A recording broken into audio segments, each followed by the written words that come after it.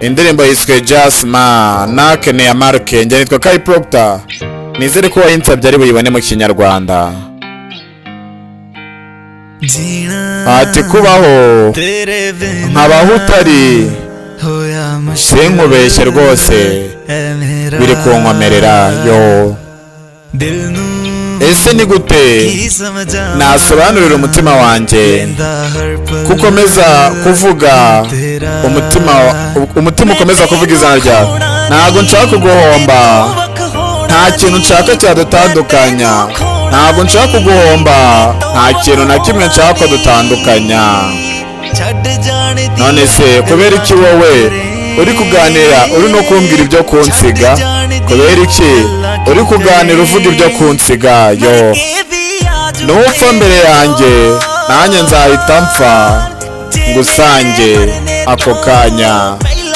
Nupfa mbere yanjye nanjye nzahita mpfa. Nupfa mbere yanjye nanjye nzapfa inze badushingurane. Urumva urukundo? Yitwa Kai Proctor, indirimbo nyinshi n'ahandi wazikorera kuri YouTube channel yitwa Kai Entertainment. Ugakora like, share, subscribe na comment. Indirimbo ushaka banza ukore subscribe cyangwa following, ubundi nyandikire muri comment indirimbo yifuza nyeguye muri video bikurikira. Indirimbo yitwa Jazz. Inzozi zanjye zimeze nk'ikirahuri,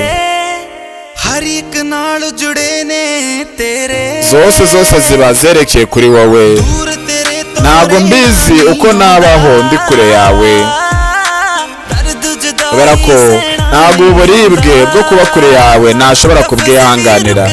Isi yanjye ntabwo izahagarara, kandi ntabwo amarira yanjye azashira. Amagambo yanjye ntabwo azarekeraho, n'amarira yanjye ntabwo azuma ngo ashire. Ntabwo nakwihanganira kuba ndi kure yawe na gatoya. Ntabwo nashobora kwihanganira akanya na gato tutari kumwe. Nupfa mbere yanjye nanjye rwose sinkubeshye nzahita mpfa ubundi twijyanire. Ni akaririmbo. Nupfa mbere yanjye yo nanjye nzahita mpfa ngusange twibanire iteka.